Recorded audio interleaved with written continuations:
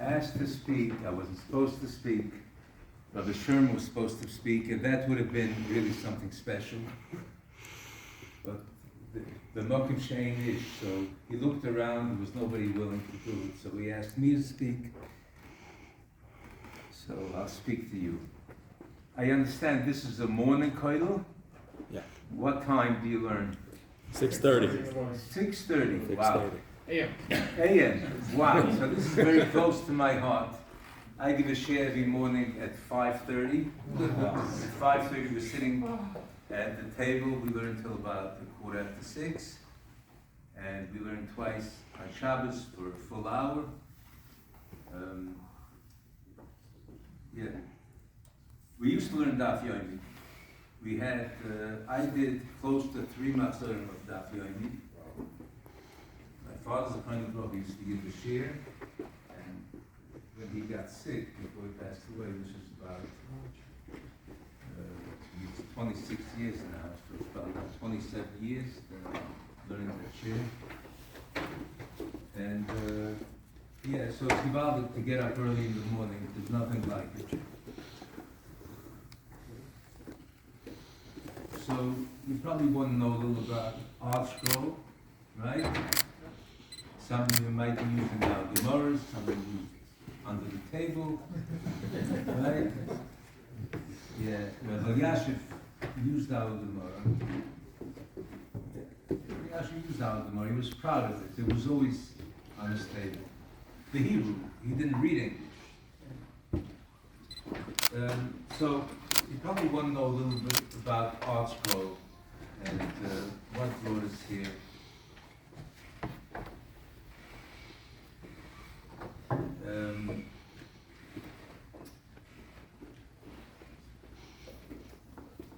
Don't know where to start, but this was like haftorah to me.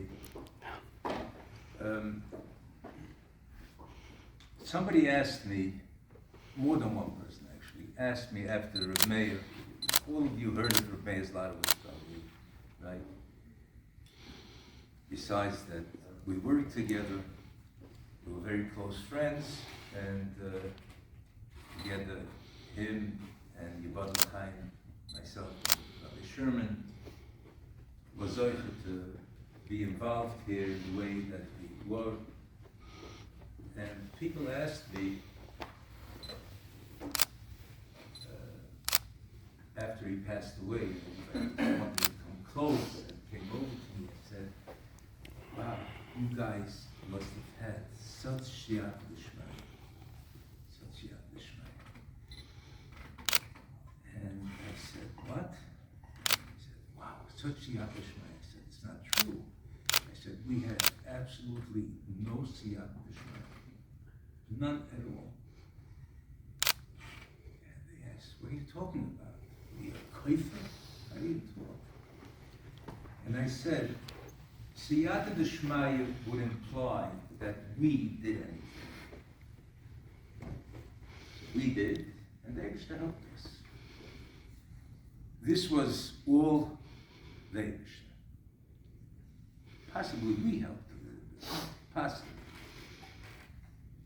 You know, you think a project like this, the world was ready for it. You talk about the Gemaras. I mean, you started with Megillah Esther. But Shas, people are learning Shas. People who had really no Shaykhs. They walked out of yeshiva, and at a certain point, shiurim that they kept, Tirdis Hazman, so they stopped really learning.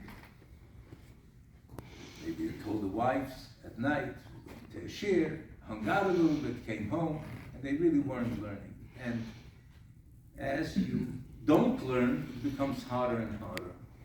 And a lot of younger light, I'm not talking about people friendly, but younger light, weren't learning. And when they did try to come back, Daf Yomi, you know, Daf Yomi was something that was really ma'achad b'olam. People, the wives would tell them, why don't you go join the Daf Yomi shir? And they really found it very hard. Very hard. They'd come, they'd fall asleep, the shiur was over, went back home, Baruch Hashem was great. And they weren't really learning. And the word was ready for the Artscroll Shas. Shabbos and Shas. The word was ready for that. The Eibishter knew that the word was ready for that. And he prepared.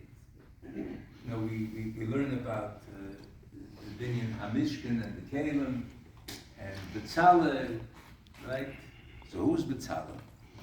B'Tzalel was a 13-year-old kid who knew nothing about anything. Nothing. And Dafka, the Eibishter said, why did you take a 13-year-old kid? Because, you know, there were craftspeople. There were craftspeople in Egypt. Mostly women did crafts. But there were craftspeople, there were engineers. They worked for the government, right? And if the Eibishter would have told them to build and give them specifications, no, what's the Eibishter know? What does Moshe know? You know, I went to engineering school, so everybody would put in a noifach mishaloi, which really would not have been correct. So he took a kid who knew nothing about anything and put him in charge, and whatever he knew was direct from the Rabbi Shea, right? So we see when the Eibishter wants something to get something done, he gets it done. We had here, and people say that, I don't talk about myself much, but I do know whatever I have, whatever I know, whatever I do, whatever talents I have is all given by the Rabbi Shea. I can't be machzik tov to myself at all for anything that I do. But the Eibishter taught me. The Eibishter taught me. He gave me a chachma belibi. He gave me, which I basically did not used very little of that till we started producing pistorim that required tremendous craft and knowledge and feeling and artistry and graphics, which I didn't learn, but in the Holiness I was taught. They taught me that. And you see more than that. So I was there. Rabbi Sherman, who was the top writer, editor in the Yiddish world. Also a self-made man. He never went to college. I don't think he ever went to college. He taught himself. He was given a tremendous talent. Rebbe's talent is out of this world. He had a drive. He had talent, artistic talent. He knew Torah. He understood what needs to be done, and he had the personality and the drive to get things done. So who would have dreamed that all of these people, everything that's necessary to make this happen is going to be in one room, one building, working together on some Nadish stuff. All of a sudden this became very important. And we all grew tremendously as we needed to. We hired people,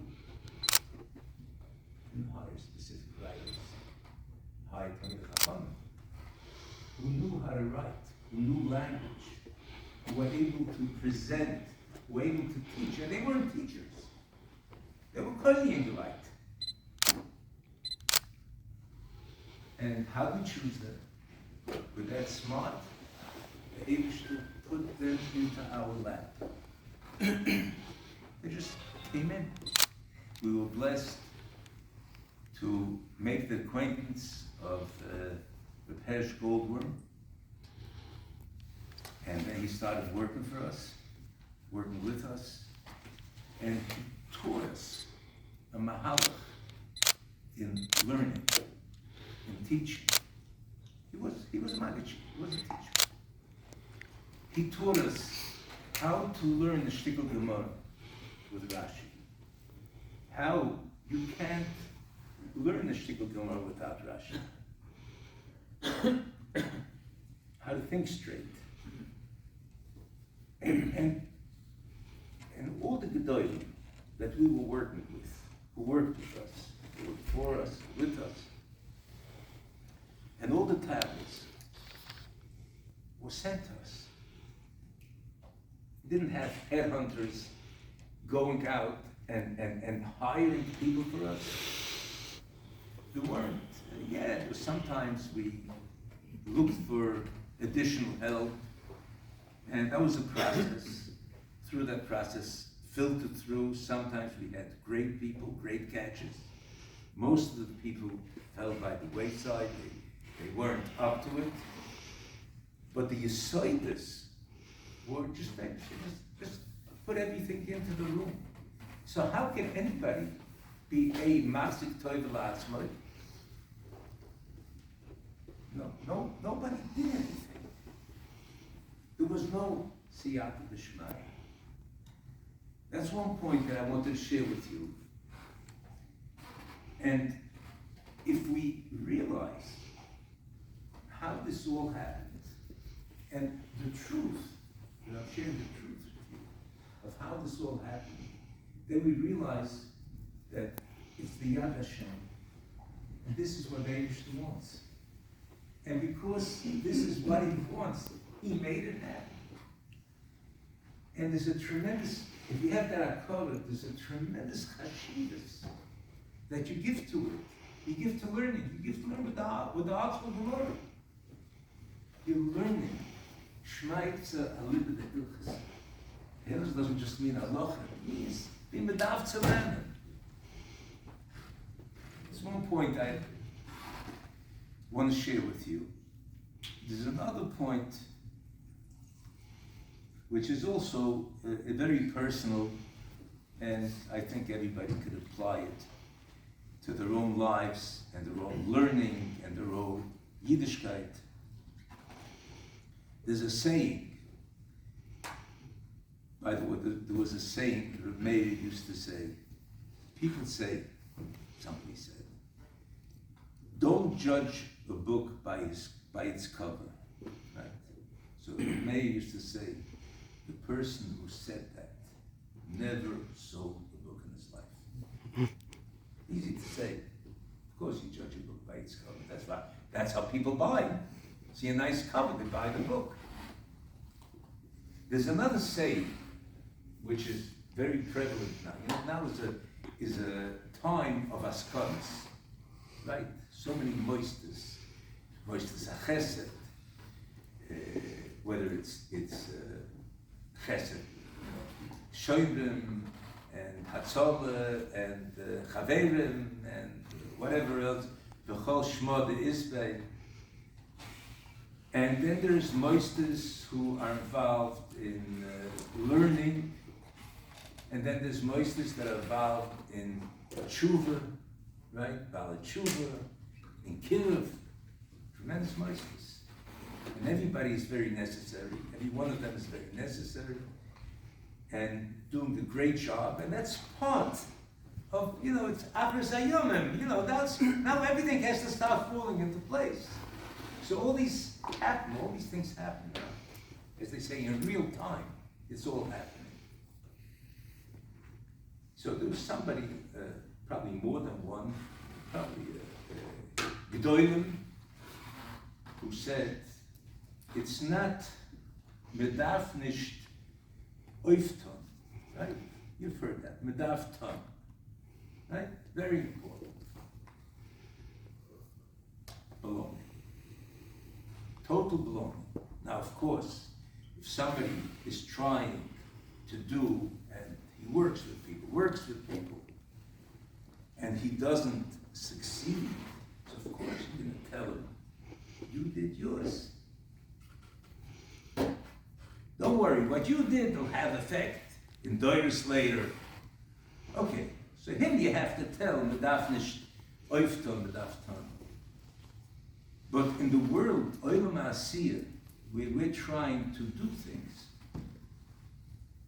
we have to oif. You know, if you tell somebody, as he goes into it, he's going to Kiruv, and they'll now dafish oif to him. Forget about it. He's lost. He'll never accomplish anything. Because he's happy. He just makes a phone call, doesn't follow up. He did his. Medaf oif to him. And because that's our job. That's our job. So yes, if things don't work out, so there's a consolation prize that's, listen, we worked, we tried, but medaf oif. And what does it mean? At what point do you say, throw up your arms, I'm sorry, medaf ton, daf shoif ton? What point? When do you give up trying? When do you say, let me move on to the next thing?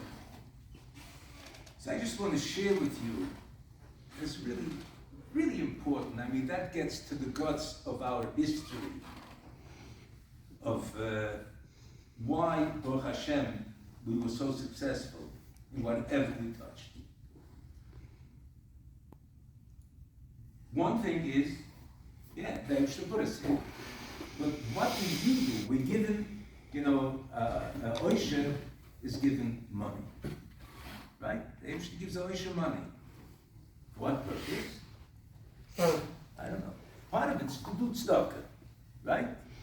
To make Kaddish Shem Shemayim, to show how important it is to give tzedakah, to do tzedakah, and to give tzedakah, and to teach people to give tzedakah. If he doesn't, so, they should find somebody else. He'll find.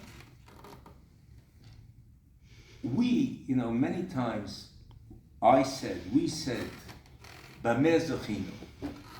We're plain people. I'm a very simple person, a plain person. Nothing special. The people much bigger, Talmid Chachamim, bigger tzaddikim, smarter than me, more talented than me. That our name is associated with this tremendous revolution in Klal Yisrael. The revolution that's taking us to Bias HaMashiach. So, one thing is, and all of us, everybody here probably has a situation where you want to help, you want to do something, you want to toy something. We were never machzik toivel atzmeinu. We never felt, oh great, yeah, I accomplished this. It was never personal what we accomplished. It was a great feeling that we got reports in Africa, people are learning the Gemara. And that was a great feeling. We never attached ourselves, and none of us attached ourselves to that. We're like bystanders. It's not us. That's the first thing. The second thing was Mesorah Nefesh. Mesorah Nefesh. When we published the Gemara, it took about 15 years, 2 cycles of Daf Yomi to finish it. And so you figure out how many, you learn like a Amud a day. It's roughly, we published the Amud a day, right? So if you figure out, you make the cheshbon, we published average about 5 volumes a year. 4 or 5 volumes a year we published. It's about 5 volumes a year we published. So every 10 weeks, roughly, some a little more, some a little less, but roughly the same number. And that carried throughout the Shas. And we would work through the night. We would work through the night. In fact, there was one of the publications which I said I almost disproved a Mishnah. almost. But I fell asleep on the job, and the Mishnah proved to be correct. The Mishnah says, somebody who makes a neder, or a shvur, right, that he won't sleep for 3 mesles, says malkanoisa miyad, right? Because there's no way. On one project, I was up 3 mesles in a row, starting with Motzei Shabbos. 3 mesles in a row. I didn't go to daven with minyan. The office was about in Flatbush. I live in Borough Park, which I still do. So it was about 20-minute drive. I went home at about 6 in the morning, took a quick shower, went to davened, schnell, ate something, and went back to work. And did that for 3 days in a row. I fell asleep for about 10 minutes during those 3 days, for 10 minutes, just that the Mishnah should be proven correct. We worked, and every project we worked, there were a few all-nighters. It was famous. The building where we worked, most of the work was done, most of it was on 2nd Avenue, or maybe some of it was done on Coney Island Avenue in Brooklyn. And I had in my basement, set up nice bedrooms. I set up for Reb Hillel and Reb Cheskel Danziger. Right? Set up for them. So every night, any night, we work late, come and stay by me. During the entire time, they came either 1 or 2 nights. You know why? Because you couldn't go to sleep. We stayed, then we worked through the night. Every Gemara, we worked at least 2-3 nights through the night. And the next day we were there, working weiter.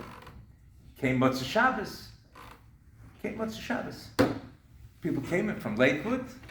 We worked Motzei Shabbos. So the Mesirus Nefesh was tremendous. You kind of with Mesirus Nefesh. And the third thing, which is the most important thing, I think, is no ego. No ego. I mean, the Yisoid, anybody writes it says so, right? I say. So I have an Einikel who is in Eretz Yisrael now, but he was in yeshiva here, Lakewood, and he wrote, not in yeshiva, one of the yeshivas in Lakewood, and they gave out a chibah. The yeshiva gives out a chibah, and he wrote a beautiful shtickle Torah. And he brought the Goin says something like that, but l'chorah, Zeskin Kasha on the Goin. It was a nice shtickle Torah, brought it to me. It was a yontif. He came and showed me that Chayveres, and I read it, and I say, beautiful. I say, I have such a respect for you. You're a Baal Plukt of the Goin. There was no ego here. No ego. People write for I write, I said, I think. There's nothing ever written by an editor, by an author who writes, I think. If anything, it'll be in brackets. Possibly. We say, possibly this might be the shot. There's totally no ego. And it starts with a writer, Talmud Chacham, and he writes beautiful. He gives it over to the editor. And the editor rips it apart from head to toe, ripped apart. And finally, the editor gets it in perfect shape, and it's ready to go. No. It's got to get read by our super readers.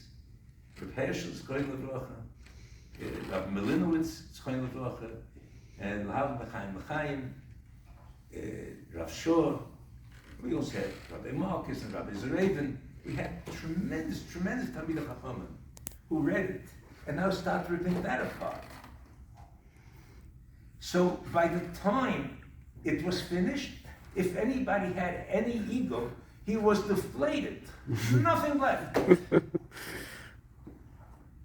There was a Havas Mereim there. The editors and the writers and the Havas Mereim, you ripped me apart. No. Appreciation.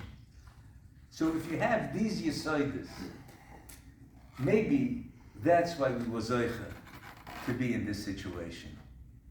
It should help. We should continue, everybody here should continue in their life doing whatever you do it with Avren. The learning should be with Avren, and we should be all Zoicha to see Paris and to see the real Paris, the Bias Goyal Tzedek Meir B'Yameinu. Amen. Shkaya. Thank Beautiful. you. Thank you for allowing me. This is the Rav.